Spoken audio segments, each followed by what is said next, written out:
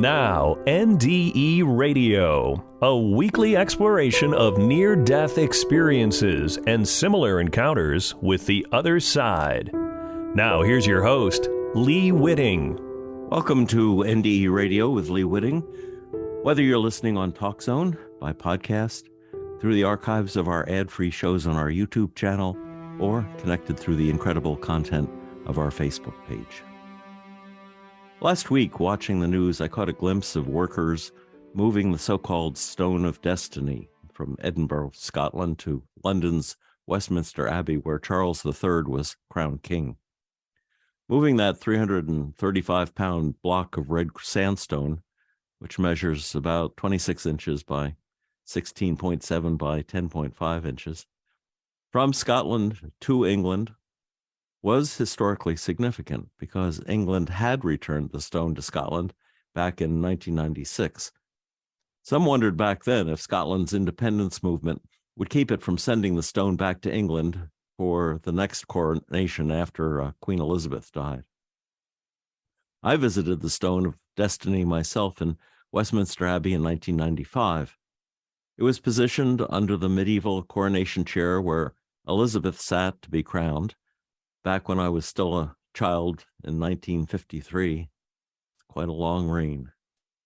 3 years prior to that, some students from Scotland had stolen the stone from Westminster Abbey and, in the process, broke it in two. It had been cracked, but the pieces were found and returned. For the most part, it had resided in Westminster Abbey since England took it from Scone, Scotland, in 1296.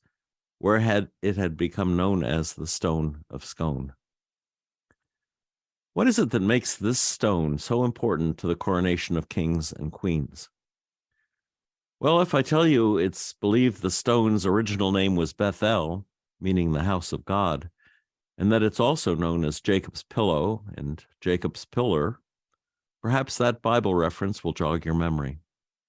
The Bible tells us nearly 4,000 years ago, a young man named Jacob, the grandson of Abraham and destined to become father to the 12 tribes of Israel, had a spiritually transformative experience, perhaps even an NDE, at a place he named Bethel.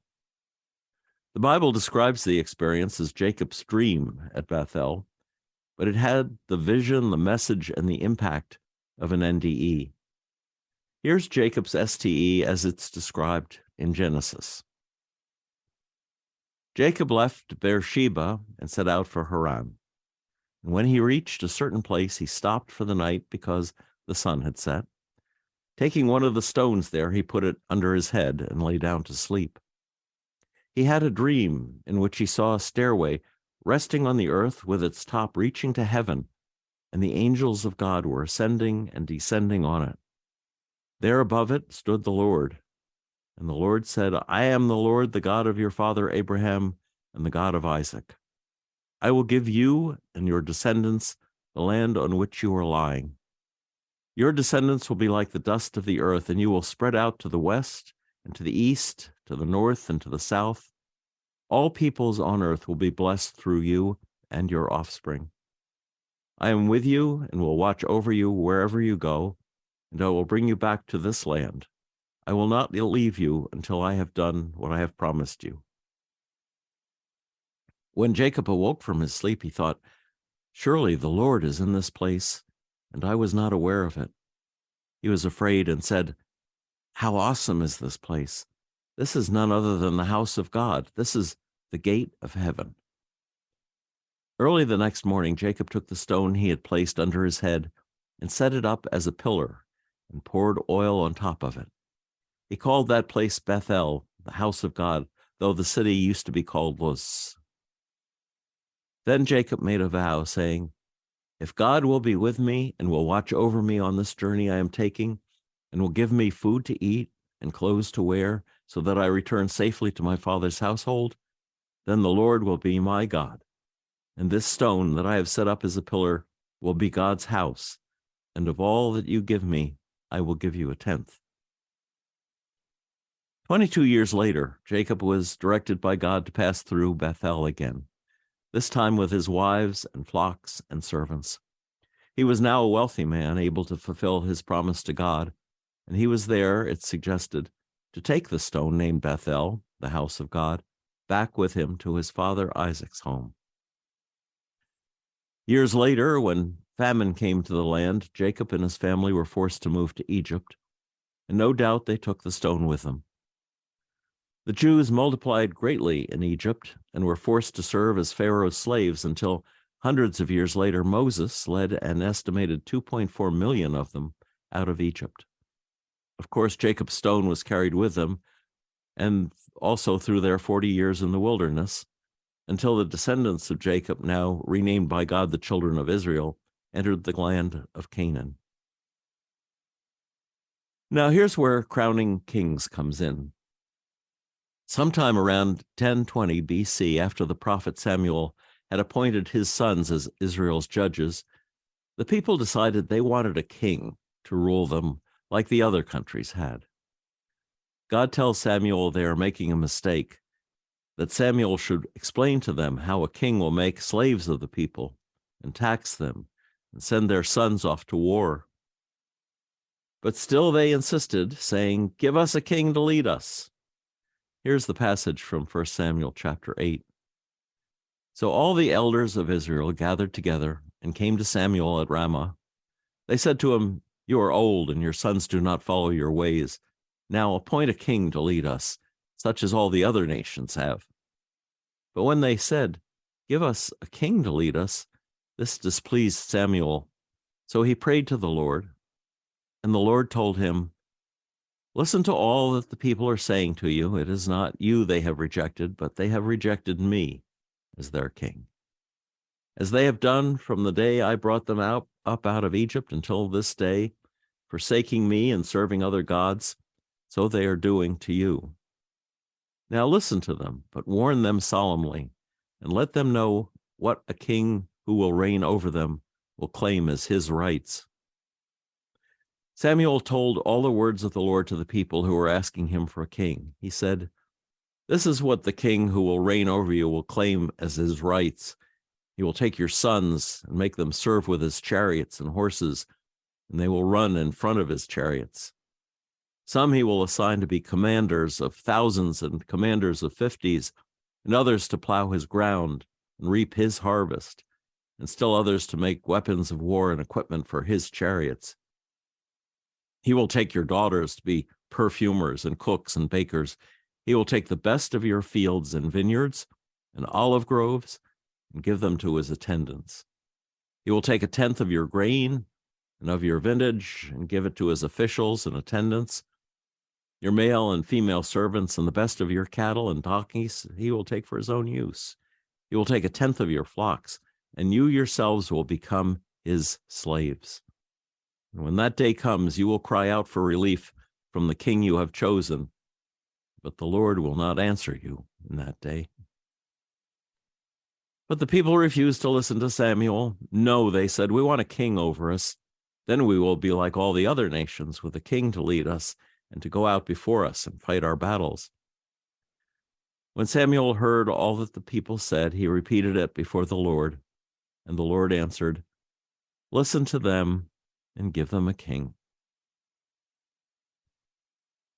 No surprise, there are people yearning to be slaves to come, to some dictator even to this day. We never seem to learn. But what about the stone? Well, legend tells us that when it came time to build Solomon's temple around 1000 BC, Jacob's pillar was considered for the cornerstone, but it was too rough and had sustained a crack, so it was rejected. Instead, it stood in the temple and became the pillar seat, really, for coronating the kings of Israel. Psalm 118:22 is said to refer to it in this phrase: "The stone the builders rejected has become the capstone. The Lord has done this, and it is marvelous in our eyes." Thus, the stone named the house of God was incorporated into the first temple. Bethel stood in the larger house of God. Zedekiah was Judah's last king when King Nebuchadnezzar of Babylon conquered Jerusalem, destroyed the temple, and carried the Jews off as captive slaves. Zedekiah and his sons were killed, but the Bible tells us the king's daughters were saved by the prophet Jeremiah. And since the royal bloodline can continue through women under Hebrew tradition, the royal bloodline wasn't lost. The Bible tells us Jeremiah took the daughters, his scribe Baruch, and several temple treasures, presumably including the Stone of Bethel, now the symbol of the throne of David, and escaped to Egypt around 586 BC. From there, according to Irish legend, they traveled by ship to Spain and then to Hibernia, an ancient name for Ireland. Now, Irish legend tells us these were not the first Israelites to arrive in Ireland because some remnants of the 10 tribes had migrated there after escaping from the Assyrians. And even before that, Moore's History of Ireland states that the ancient Irish, called the Danai or Danes, after Israel's tribe of Dan, separated from Israel around the time of the Exodus from Egypt, crossed to Greece, and then invaded Ireland. Raymond Capt writes that the ships of the Tuatha De Danann, the tribe of Dan, are credited with bringing Jeremiah and Jacob's pillar to Ireland. Legend tells us they settled on Tara Hill, and the Stone of Destiny became the coronation stone for every high king of Éire for 1,040 years. The 11th edition of the Encyclopedia Britannica under Innisfail states, Innisfail, a poetical name for Ireland, is derived from Fowl or Lia Fail, the celebrated stone, identified in Irish legend with a stone on which the patriarch Jacob slept when he dreamed of the heavenly ladder. The Lia Fail is supposed to have been brought to Ireland by the Danannans and set up at Tara as the inauguration stone of the Irish kings. In the 6th century AD, the stone was taken to Scotland to crown their kings. There, in about 575, Aidan was crowned king of Scotland upon the stone of Lia Fail on the Scottish island of Iona. The stone stayed on Iona for almost 300 years until it was moved to Scone, and for centuries it served as the coronation stone for the kings of Scotland. In the 10th century, King Kenneth II had the stone placed on a pedestal before the Scone Abbey's high altar. The height could be adjusted according to the height of the monarch to be crowned. In 1296 AD, King Edward I of England had the stone moved to Westminster Abbey. He had a chair built of hardwood, 6 foot 7 inches tall, in which to hold the stone under the seat to serve in coronations. It is known as St. Edward's chair or the coronation chair. At Windsor Castle, there was and may still be a genealogical table claiming the descent of the British throne from Israel's King David down through the Irish and Scottish lines. This is not a lineage of monarchy structured on bloodlines or jurisdictions or borders, but on the strength of the presence at coronations of the Stone of Bethel, named by Jacob the house of God. And the presumed power of that stone is based solely on the story of an STE, perhaps an NDE, experienced by Jacob nearly 4,000 years ago. Last Saturday, we witnessed the coronation of Charles III, King of the United Kingdom. His predecessor by title, Charles II, was crowned King of Scotland, England, France, and Ireland in Scone on the first day of January 1651. He was warned by a brave minister at that time, in part, quote, "Sire, it is said Solomon sat on the throne of the Lord. Sire, you are a king, and a king in covenant with the Lord. It is the Lord's throne. Remember that you have a king above you, the King of kings, the Lord of lords, who commandeth thrones. Your throne is the Lord's throne, and your people are the Lord's people. Let not your heart be lifted up above your brethren. They are your brethren, not only of your flesh, but brethren by covenant with God. Your throne is the Lord's throne. Beware of making his throne a throne of iniquity. But as the throne is the Lord's throne, let the laws be the Lord's laws, agreeable to his word." There ends that quote. Well, how well do you suppose that advice to kings has played out since then? Well, just read the histories of abusive authoritarian power, and you'll see why the founding fathers left Europe and came to America to strive for a more democratic form of government. Just remember what God told Samuel to warn the people about concerning kings, tyrants, dictators, and authoritarian monarchies in general. God said, "You yourselves will become his slaves. When that day comes, you will cry out for relief from the king you have chosen, but the Lord will not answer you in that day." Our ancestors, like immigrants today, came to the United States to escape the tyrannies God warned us of and to work towards the equality of spirit God intended through perfecting a structure called democracy. Some 25 years ago, as a whim to irritate my Old Testament teacher at seminary, I wrote a tale of the Stone of Bethel as told by the stone itself. I read that story on this program a few years back, but here it is again, complete with Bible references, if you care to listen. And I titled it The Legend of Jacob's Pillow. And remember, this is the stone itself talking. "It's so long ago I can hardly remember when I was only a stone, a squarish chunk of gray sandstone lying in a heap of other stones just outside a town named Lutz. Nobody calls it Lutz today, since Father Jacob renamed it Bethel after me. But I'm getting ahead of my story. It was about 4,000 years ago that it happened. Of course, 4,000 years seems like nothing to a stone because stones live a very long time. But to human beings, 4,000 years is a very long time indeed. About that long ago, Jacob and his party were just passing by at the moment when the sun went down. Jacob was in a hurry and didn't want to stop. He'd left his home in Beersheba, south of Jerusalem, and was on his way to Haran, where his mother's family lived.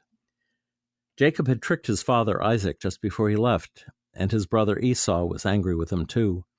Jacob's mother, sensing trouble, thought this would be a really good time for Jacob to leave home, find himself a wife, and start a family somewhat safely away from his angry brother. But it was dark and time to camp for the night. To protect the back of his head where he lay on the ground, Jacob selected me, a rock, to be his pillow that night. It changed our lives forever, and now I'll tell you why. As soon as Jacob fell asleep, an amazing thing happened. His dream was my dream, and this is what we dreamed. A staircase went up to heaven, and I was the first step. That's right. A staircase reached up to heaven, and angels were walking up and down on it. Their feet touched me, and I felt the thrill of being linked to heaven. Then, amazingly, God was standing on top of the staircase. God told Jacob he was giving him all the land around us, and that Jacob's children and all their descendants would be countless in number and would spread throughout the whole world. God told Jacob he would be with him wherever he would go. Well, Jacob woke up and said, "How awesome is this place? This is none other than the house of God, and this is the gate of heaven." Then he set me, the stone, up as a pillar, poured oil on me, and said I was God's house. Now, because God said he would stay with Jacob, Jacob took me, the lowly stone he'd named God's house, on his journey to Haran. Jacob remained in Haran for 14 years, working to earn the wife he loved. Then Jacob saw an angel, the god of Bethel, though whether the angel came out of me, I'm sure I'll never know. I was as surprised as Jacob was. The angel told us to leave Haran and go back to Jacob's home. And here's the quote from Genesis. "Then the angel of God said to me in the dream, 'Jacob,' and I said, 'Here I am.' And he said, 'I am the God of Bethel, where you anointed a pillar and made a vow to me. Now arise, go forth from this land and return to the land of your birth.'" That's Genesis 31:11-13. We had many adventures on the way. including a night where Jacob wrestled all night with an angel. Finally, we came to my home, Bethel, because God told Jacob to go back and build an altar for me there. God said to Jacob, "Arise, go up to Bethel and dwell there, and make there an altar to the God who appeared to you when you fled from your brother Esau." Genesis 35:1. Now, some people have wondered why God would ask Jacob to build another altar at Bethel, since he had built one the day after his dream about the stairway to heaven. But others have explained it was because he had taken me, the first altar pillar, with him on his travels. For that reason, God wanted him to build another altar there.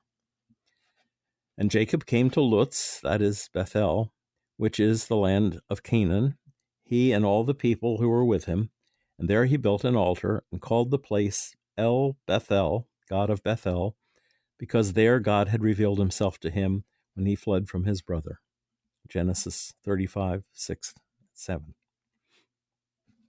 So Jacob set up a new pillar at Bethel, and God gave Jacob the name of Israel.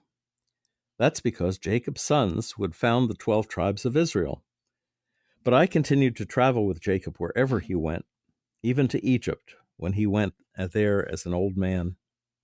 So Israel took his journey with all that he had and came to Beersheba and offered sacrifices to the God of his father Isaac. And God spoke to Israel in visions of the night and said, "Jacob, Jacob." And he said, "Here am I." Then he said, "I am God, the God of your father. Do not be afraid to go down to Egypt, for I will there make of you a great nation. I will go down with you to Egypt, and I will also bring you up again, and Joseph's hand shall close your eyes." Genesis 46:1-4. Jacob blessed all his sons before he died, but he gave the birthright, and me, the rock of Israel, to his favorite son Joseph. Joseph is a fruitful bough. His arms were made agile by the hands of the mighty one of Jacob, by the name of the shepherd, the rock of Israel. Genesis 49:22-24. Jacob called me a shepherd, and a shepherd must stay with his flock. After Jacob died, I remained in Egypt with his children and his children's children for more than 200 years, till Moses came to lead Israel's people out of Egypt. When the Pharaoh finally let us go, he allowed the people of Israel to take all their possessions with them, including me. And it was a good thing they took me along, because God used me again along the way. When the people desperately needed water, God told Moses how to make water flow from me for the people and herds to drink. Unfortunately, though, Moses got in trouble with God for striking me twice. And this is from the Bible. "And the Lord said to Moses, Take the rod and assemble the congregation, you and Aaron your brother, and tell the rock before their eyes to yield its water. So you shall bring water out of the rock for them. So you shall give drink to the congregation and their cattle." And Moses took the rod from before the Lord, as he commanded. And Moses and Aaron gathered the assembly together before the rock. And he said to them, "Hear now, you rebels, shall we bring forth water for you out of this rock?" And Moses lifted up his hand and struck the rock with his rod twice. And water came forth abundantly, and the congregation drank, and their cattle. And the Lord said to Moses and Aaron, "Because you did not believe in me, to sanctify me in the eyes of the people of Israel, therefore you shall not bring this assembly into the land which I have given them." Numbers 20:7-3. Paul referred to this in his first letter to the Corinthians. Paul wrote, "For they drank from the supernatural rock which followed them, and the rock was Christ." And the rock was Christ. 1 Corinthians 10:4. Paul's words are not the only time that I've been called a type for Christ, but I've never let it affect me. After all, none of these experiences were of my own doing. Heck, I'm only a rock, and not a pretty one at that. I'm rather dullish, purple in color, about 26 inches long, 16 inches wide, and 10.5 inches deep, and I weigh about 336 pounds. I'm partly smooth, partly rough, with a crack running down my middle. Moreover, there are 2 metal rings drilled into either end of me, and a deep worn groove where the carrying pole rubbed against me after all those miles I traveled. It's not surprising, then, that there have been long times when I have been completely neglected. For instance, after God told Moses to build a gold-covered ark to carry the stones on which God wrote the Ten Commandments, my status as the rock became considerably less important to the people of Israel. In fact, there had been some problem with people worshiping me as if I were some sort of pagan idol. But that became less of a problem after the ark became the mercy seat of God. Still, the people carried me along wherever they went until we reached the Promised Land. Actually, the Promised Land was the land I had come from, the land surrounding Bethel, which God had given to Jacob and his descendants. So I was more or less home. And I certainly wasn't ignored. When King Solomon planned his great temple in Jerusalem, the architects studied me to see if I would make a good cornerstone. But I was rejected. Not only was I in the rough, but they decided the crack in me, from which the water had flowed in the desert, made me unsuitable. So I remained in the tabernacle with the ark, practically forgotten during the 7.5 years it took to build Solomon's temple. But when it was completed, a wonderful thing happened. Out of the blue, it seemed, the temple priests decided that kings should stand by or sit on me during the ceremony, the coronation ceremony.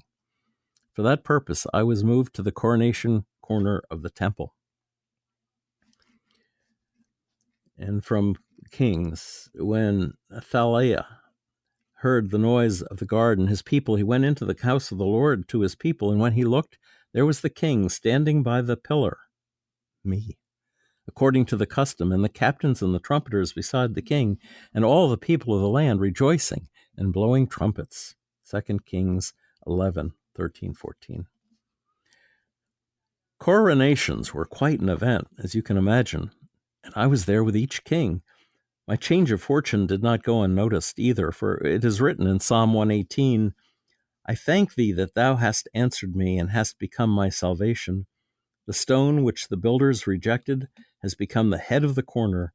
This is the Lord's doing. It is marvelous in our eyes. Those were great days, but they didn't last for long. Israel was surrounded by enemies, and among the most powerful and ruthless were the Assyrians and the Babylonians. Between 745 and 721 BC, the 10 northern tribes known as the House of Israel and a large portion of the southern kingdom known as the House of Judah were conquered and led away into captivity. From 2 Kings, then the king of Assyria invaded all the land and came to Samaria, and for 3 years he besieged it. In the 9th year of Hosea, the king of Assyria captured Samaria, and he carried the Israelites away to Assyria and placed them in Halah and on the Habor, the river of Gozan, and in the cities of the Medes. 2 Kings 17:5 and 6. When Jerusalem was threatened, I was hidden away with the ark for safekeeping. It was not until later I learned that most of the northern tribes escaped from their Assyrian captors. Some of them went around the southern end of the Black Sea into the Danube River Valley and the Carpathian Mountains. Other Israelites went through the Darial Pass of the Caucasus Mountains into the steppes of southern Russia. History might never have known for sure if tablets uncovered at the Assyrian Royal Library at Nineveh had not confirmed the story told in 2nd Esdras. And that is, and whereas thou sawest that he gathered among another peaceable multitude unto him, those are the 10 tribes which were carried away prisoners out of their own land in the time of Osiah the king, when Salmanasar, the king of Assyria, led away into another land. But they took this counsel among themselves that they would leave the multitude of the heathen and go forth into further country, where never mankind dwelt, and they might there keep their statutes, which they never kept in their own land. And they entered into Euphrates by the narrow passages of the river. For the Most High then showed signs to them and held still the flood till they were passed over. For through that country there was a great way to go, namely 1.5 years, and the same region is called Arsarath. Second Esdras 13, 39, 45. Some people have said that the lost tribes must have taken me with them, but the Assyrians would never have allowed them to take me along. And anyway, Hosea had it right in reporting, "For the children of Israel shall dwell many days without king or prince, without sacrifice or pillar," me, without ephod or teraphim. "Afterward the children of Israel shall return and seek the Lord their God and David their king, and they shall come in fear to the Lord and to his goodness in the latter days." Hosea 3, 4-5. Yes, I was the coronation pillar that he went without for a time. Yet amazingly enough, I came to meet them in a land far away from Israel under circumstances so surprising that many historians don't believe it even to this day. And that's why I'm here to tell the story.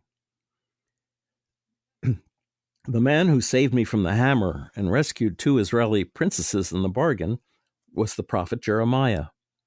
You see, King Nebuchadnezzar of Babylon made a big mistake.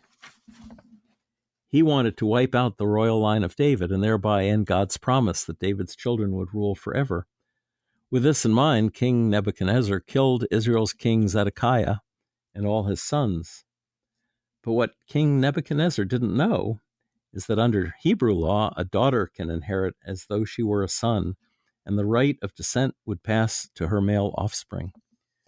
Jeremiah escaped to a Milesian garrison with King Zedekiah's daughters, and he went to Egypt. And to quote Jeremiah, "But Johanan, the son of Kareah, and all the commanders of the forces took all of the remnant of Judah who had returned to live in the land of Judah from all the nations to which they had been driven, the men, the women, the children, the princesses, and every person whom Nebuchadnezzar, the captain of the guard, had left with the son of Ahikam, the son of Shaphan. Also Jeremiah the prophet and Baruch, the son of Neriah. And they came into the land of Egypt, for they did not obey the voice of the Lord." And by the way, had told them not to go to Egypt. And they went by the Greek fortress. And they arrived at Taphanes. That's Jeremiah 43, 5-7. Taphanes, by the way, was the Greek fortress named Daphne and is known today as Tel Daphina.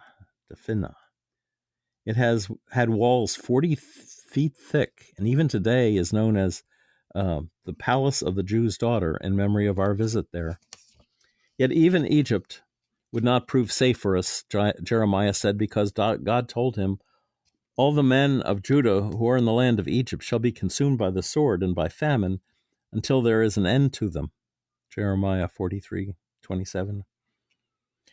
"I will punish those who dwell in the land of Egypt as I have punished Jerusalem, with the sword, with famine, and with pestilence, so that none of the remnant of Judah who have come to live in the land of Egypt shall escape or survive or return to the land of Judah, to which they desire to return to dwell there, for they shall not return, except some fugitives." Jeremiah 44:13-14. But we few, Jeremiah, Baruch, the princesses, and some others, were safe because of promises made earlier by God to Jeremiah and by Jeremiah's divine commission. "See, I have set you this day over nations and over kingdoms to pluck up and to break down, to destroy and to overthrow, to build and to plant." Jeremiah 1:10. The Bible reports on the overthrow and destruction, but it remains silent on the building and the planting. Jeremiah and the others would be called upon to do, for that would take place on the far northern island of Ireland. Now, it is hard for some to understand why Jeremiah, Baruch, the princesses, and I would travel on a boat from Egypt to Ireland, unless they believe, with the ancient historians, that Hebrew seafarers left Egypt at the time of the Exodus to help colonize Greece, found Troy, and establish trading posts in England, Scotland, and Ireland. But in recalling this forgotten history of the people of Israel beyond the Middle East, it becomes easy to see why Jeremiah and our company would venture to this new land to escape God's warning to us. There are many legends about establishing and renewing the covenant at Tara, or maybe Torah, Ireland, and how the remnants of the seafaring tribe of Dan merged with the lost tribes as they moved west from their escape from the Assyrians to become the Celts and Gauls. As for me, I remained the coronation stone through all the wars and upheaval and loss of faith to pagan gods until the coming to Christianity. I remained in Tara for nearly 1,000 years, till Fergus the Great removed me to Scotland. In 563, I was taken to Iona, then to Dunstafnage, and then to Scone, Scotland, where I came to be known as the Stone of Scone. In 1296, Edward I moved me to Westminster Abbey, where I lived until my recent move back to Scotland. And all this time I have served as the coronation stone to the kings who descended from the house of David. If anyone doubts that, they should consult the genealogical table at Windsor Castle, showing the descent of the British kings from David through the Irish and Scottish lines. But enough about charts and dates. Those who believe will believe, and those who won't will not. Suffice it to say that I have continued to play the role as our coronation stone from my arrival in Tara, Ireland, to my travels to Scotland, to my life in Westminster Abbey, to my recent move back to Edinburgh, Scotland. Today I am known as the Stone of Scone, and for nearly 2,500 years the kings and queens who continue the royal line of David and the promise of God to Abraham and Isaac and Jacob have been crowned sitting over me, where I rested at the base of the British Empire's coronation chair. The most excitement I've had in recent years happened on Christmas Eve, 1950. While the Westminster Choir was singing Noel, some thieves, Scottish nationals, came to St. Edward's Chapel and stole me. Shortly afterward, my captors wrote the newspapers demanding that I should reside in Scotland. Unfortunately, in the process of dragging me out of Westminster Abbey, my ancient crack finally gave way, and they had to put me back together with dowels and cement. My captors finally abandoned me, wrapped in the Scottish flag, St. Andrew's Cross. They left me on the high altar of the ruined Abbey of Aberystwyth in Scotland. But in recent years, I have been relegated to a quiet corner of the world's affairs. With the terrible suffering of the Jews during the Holocaust of World War II, followed by the reestablishment of Israel in 1948, England decided not to annoy their Jewish brothers with claims that upset them. In the early 1950s, the sign describing me as Jacob's pillow was quietly removed from my place of prominence beneath the coronation chair at Westminster Abbey. And recently, after centuries of demands from the Scots, the Royal House of Great Britain agreed to return me to Edinburgh, Scotland. But sometimes I can't help but think that the blessings and curses of kingship travel wherever I go. For since my return to Scotland, the Scottish independence movement has come full flower again, while the royal house in England has gone into decline. Nevertheless, those who believe my history believe that God's covenant with the house of David has been fulfilled through the thrones of Europe. And to quote 2 Samuel, "And your house and your kingdom shall be made sure forever before me. Your throne shall be established forever." 2 Samuel 7:16. If listeners would like to hear this show again or any of our more than 490 archived, ad-free NDE interviews, go to TalkZone's NDE Radio site and hit the Past Shows button, or go to our YouTube channel, NDE Radio with Lee Witting, where you can subscribe to and comment on the complete NDE Radio library. And be sure to check out our NDE Radio Facebook page. Just search NDE Radio with Lee Witting on your Facebook app. And listen next Monday, 11 a.m. Eastern at TalkZone for more NDE Radio. I'm your host, Lee Witting, saying thanks for listening.